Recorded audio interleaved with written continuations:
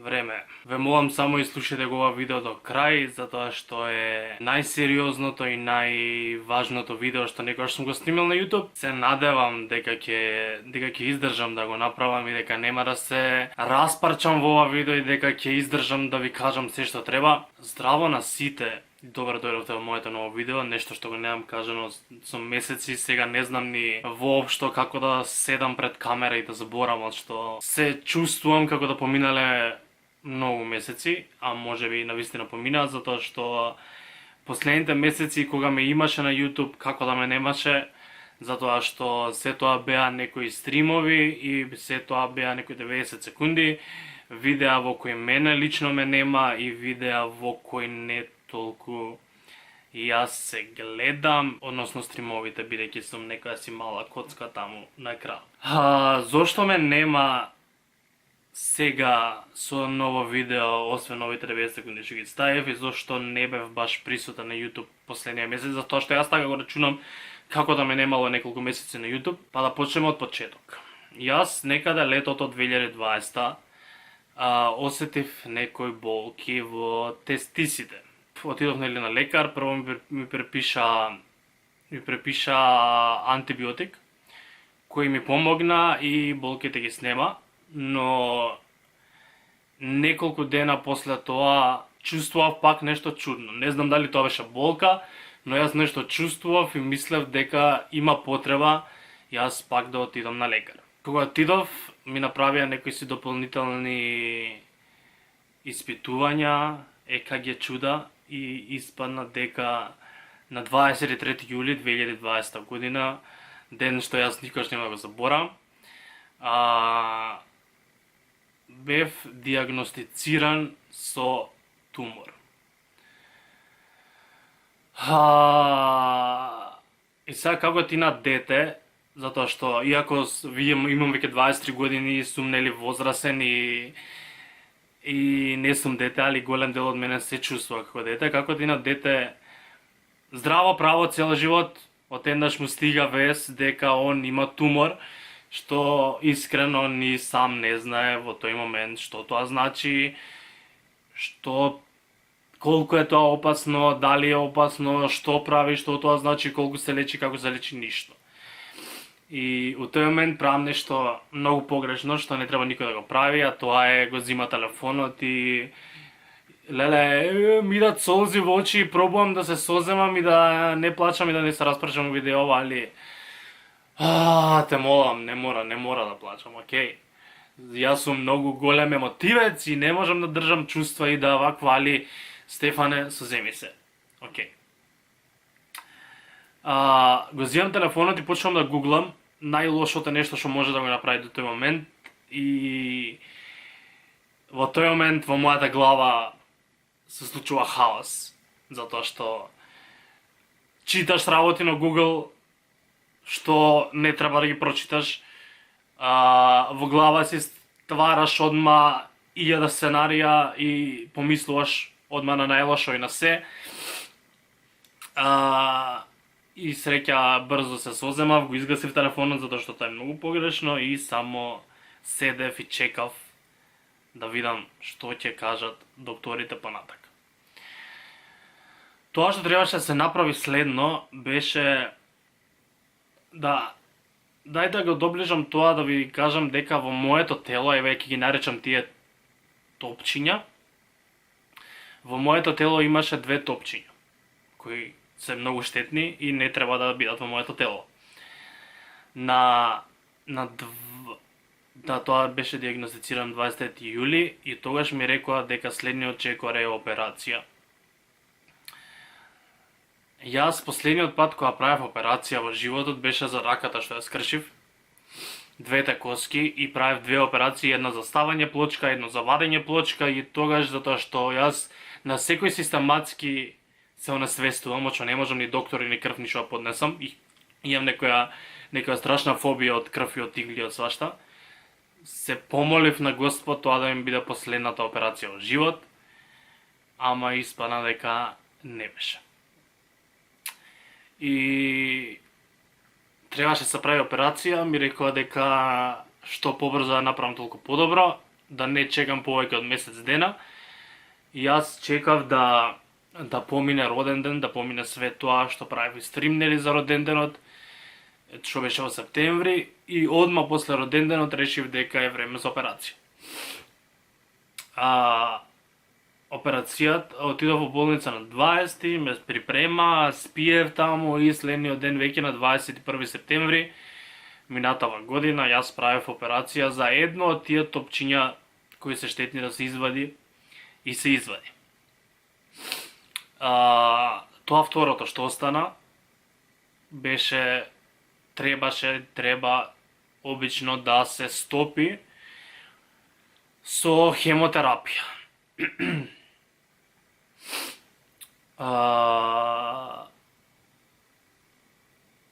Мојот тумор, добрата вест беше дека е 99% излечив и дека стварно има добра прогнози, дека нема што да се плашам. Но почнаа да доаѓаат тие хемотерапии, тоа беше негде крајот на октомври почнав со хемотерапии, со тоа што една цела недела од понеделник до петок примаш хемотерапија.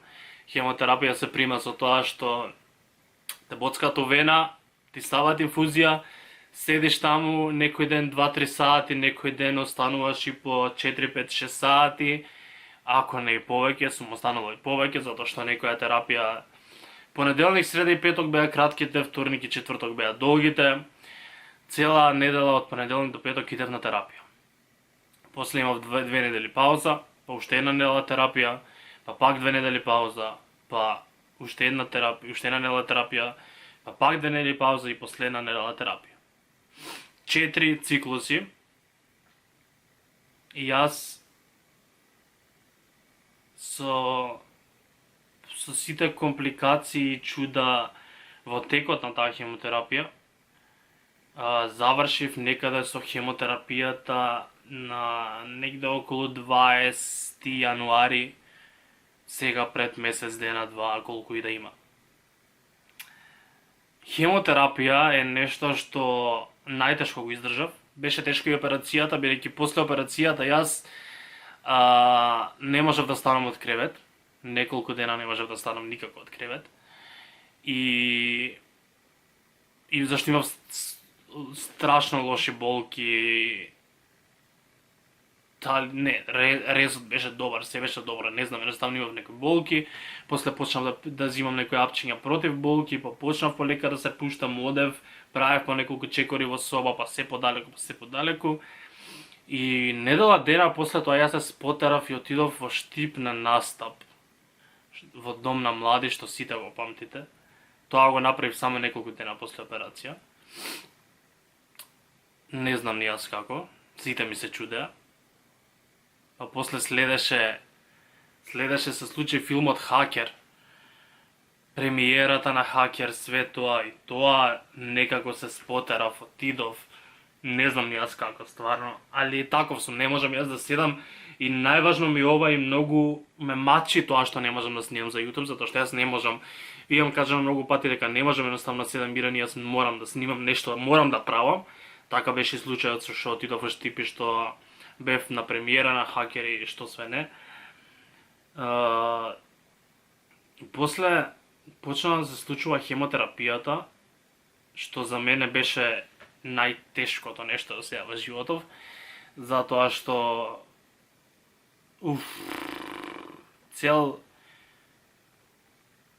све ти се пореметува за време на хемотерапија. Почнува да ти паѓаат сите влакна. После цел тој период, човече, колку примав хемотерапија, некои 3 месеци може, мене константно ми се повраќаше по цели денови. Буквално нагони за повраќање цело време и тоа е нешто нормално што кого и да прашате што примал хемотерапија, повраќањето е дел од тоа.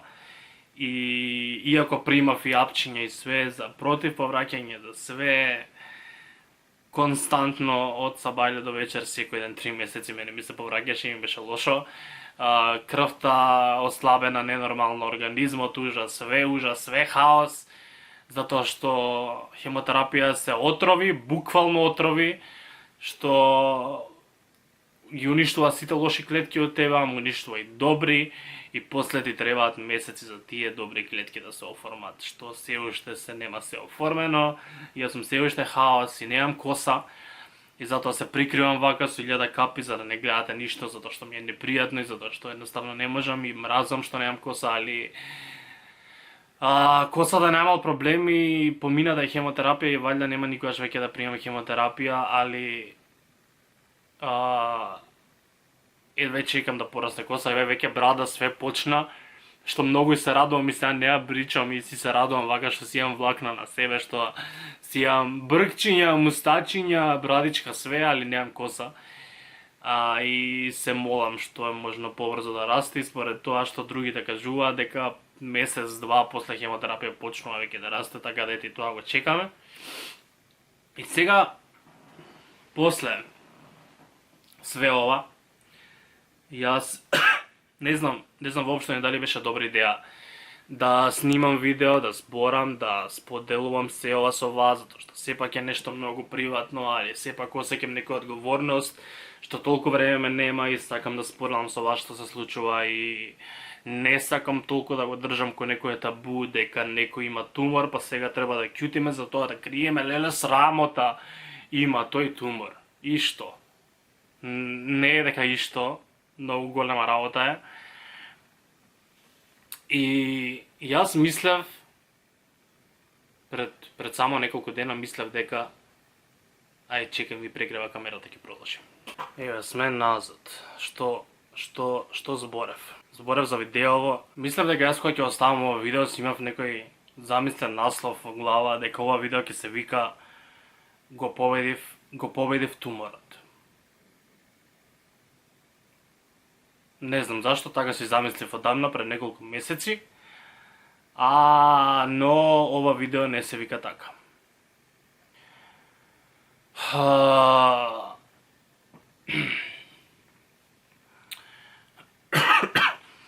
Еден месец после хемотерапија обично се прават испитувања, компјутери, скенирања, чуда и се гледа до кај си, дали си излечен, како делувала терапијата, дали тоа топче што остана во тебе е стопено скроз, дали е активно, дали е неактивно.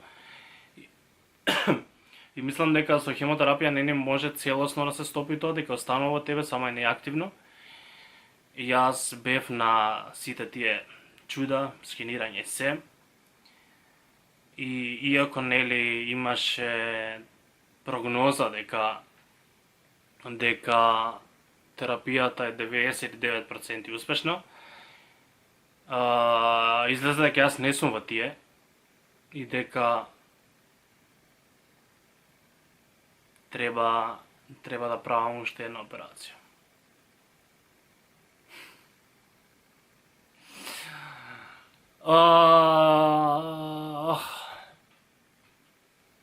Јасно ми е дека има многу полошо од моево. Јасно ми е дека не е крај на свет, дека се излечува, дека се прави, али едноставно веќе силеве ми се на крај. Затоа што многу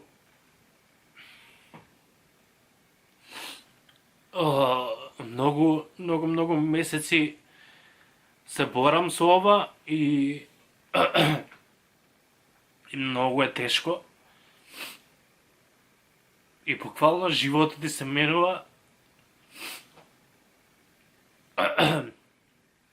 Сваќаш една голема лекција дека нема ништо поважно од здравје и сега ти доаѓа вест дека не е борбата готова, иако мислев дека е и си се радував. Излезе дека треба правам уште една операција, за тоа второ топче, бидејќи активно се уште, да се извади со операција. И сега чекам на тоа. Датумот за втората операција се уште го нема. Треба да биде што поскоро, треба да биде што побрзо, ама не можам више да чекам и не можам да снимам и сакам веќе да ви кажам што се случува. Така што за многу брзо ќе се случи таа операција, со тоа што се надевам дека, барем така вика, дека не е толку лоша, не е толку тешка како првата, дека е лапароскопски, дека полесно се поминува, дека полесно се закрепнува, али самата помисла на се и само тоа што ви раскажував дека на еден систематски во основно се онесвестував, што не можам игли и крвови да трпам и свашта. Сега треба пак да поминувам ни сето тоа од почеток.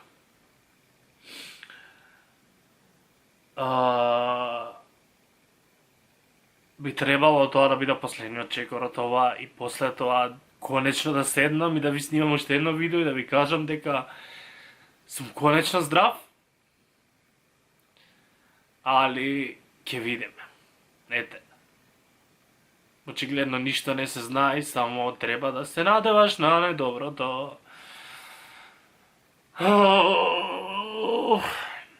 Многу мразам јас да покажувам чувства и да плачам пред камери, не ми е воопшто seедно, али мислам дека нема начин јас да ви кажам овие работи без да се распрачам вака, затоа што едноставно тоа сум јас и не знам како дојде до ова. Се запрашував и јас, 1000 пати запрашував, читав низ интернет, прашував секого што мислам дека може да знае, али овој тумор буквално немам ниту историја дека некој во мојата фамилија порано бил било што, дека јас нешто погрешно сум направил, буквално се случува од чиста мира и најлошото што кај многу млади машки луѓе ова се случува и тоа од 18 па се до 40 година постои ризик дека кај некој може да се појави. Сакав ова видео на некој начин и да биде некоја си лекција за повеќе да следите, што и да почувствувате, да одите да проверувате, да правите редовни крвни слики, нешто, не знам. Иако вика дека најстрашното не боли и дека не можеш ни да го најдеш, јас имав среќа што колку толку го најдов во некоја почетна фаза и што имав луда среќа. Што стварно го најдов во некоја си почетна фаза што не беше расширено, а се шири, може да не дај Боже да се поместам од место да се прошири во многу други поопасни органи и затоа треба се да се реагира побрзо, да се прати операции, хемотерапија и чуда и се, така да ако поминувате низ ова како што поминувам јас, останете јаки, затоа што само тоа ни останува.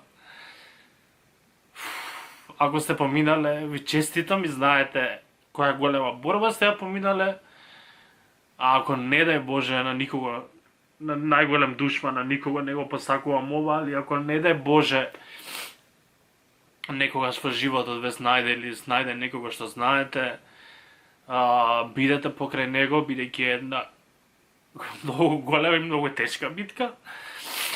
И знај дека се ќе помине, дека не треба ништо да паричиш.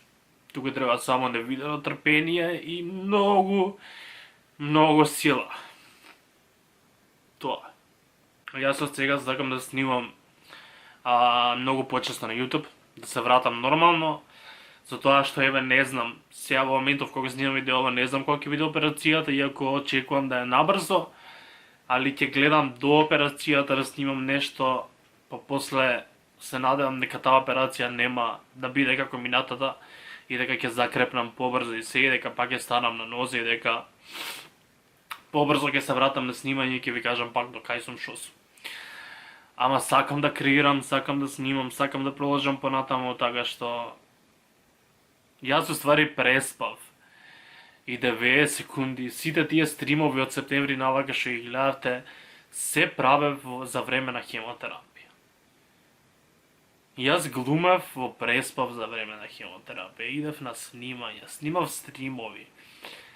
На дел од тие стримови мене толку ми беше лошо што се плашев да не окриет, иако веќе тие Кока-Кола видеата која почна што беа за во декември за Нова година, што беа тие видеа, веќе почнав да изгледам ко цел потечен и сите прашувавте што е со Стефан, што ти е, што се случува, зошто си толку здебелен. Здебелен бев и од самите отрови, и се уште сум, и од хемотерапијата, а и од тоа што јадам, а немам никаква активност, затоа што ми е лошо и морам само лежам цело време, или седам или лежам, и со месеци се случува тоа, и се уште isfрлам отрови од хемотерапијата, и од тоа сум подоен, и од јадење, али дај Боже кога ова ќе помине се, ќе се вратам и на вежбање, и на здрав живот, и на одење, секаде пешачење, трчање, све што може, и ќе се вратам на нормала. Пак ми загрева камерава, така да ќе завршам тука некаде видеово. Фала ви што сте со мене, и тоа. Сакам да го завршам побрзо, затоа што гледам дека ќе се исклучи камерава веќе. Чувајте се, и себе, и вашите најблиски, бидејќи ова беше една најтешка лекција што можеш да научиш, дека здравието е најважно и дека ништо поважно нема тоа. Ако си здрав можеш се. Кога си здрав имаш 1000 желби, кога си болен имаш само една, тоа е да оздравиш. Така да само тоа ми е желба и се надам дека ќе се видиме многу порасположени од тоа. Чувајте се и се гледаме во некој наредно видео, се надевам што поскоро.